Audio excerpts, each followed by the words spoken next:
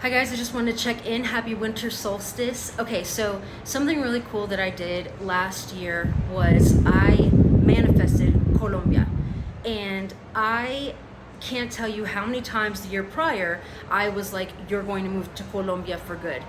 This has been such a remarkable year, a remarkable Christmas.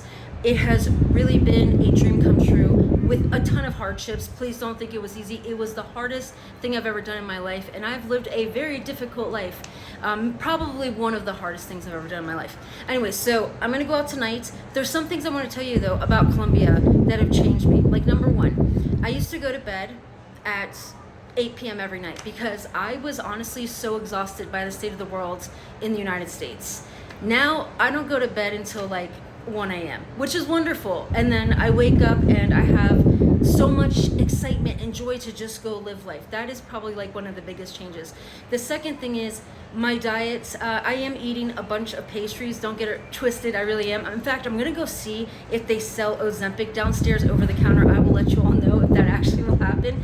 I will update you guys on that. But I really have been a person that fasts and does all these things because I really suffered from like moon face and different things throughout time. And it was my thyroid. And then I got to Colombia and I could not believe the differences in food. Okay, so for instance, tomatoes really taste like tomatoes. Like you can really taste a tomato. Like you really want to have a tomato sandwich here. It's kind of weird. Okay, onions taste like the most delicious onions in the world. You will not find those numbers that you find when you are going to the grocery store in the US. You know how everything is labeled with all these weird numbers? You do not find numbers here. There aren't any weird numbers that are labeling this or that. Everything is farm to table. So that's a really amazing thing. Do you guys like my bracelet? Look. It's Colombian, obviously. I'm Colombian.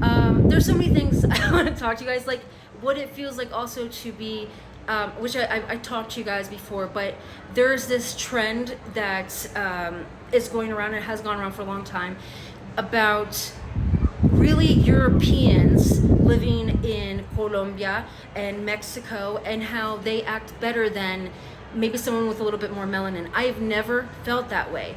But I will say this, I have always known that I've had a bit of privilege despite people kind of putting me in this category in the United States, like you are just Colombian and we look down on you or whatever. I'm not saying it's everybody, but I'm saying it happens. And so I want to talk about that a little bit later, what it feels like to have white privilege in a country where, you know, it's a rainbow just like anywhere else. But I'm noticing that, yes, one of the things that I've noticed in Colombia, that it's so much more heartfelt, there's so much more life, but some of the things that are the same classist, racist kind of things that happen in the US.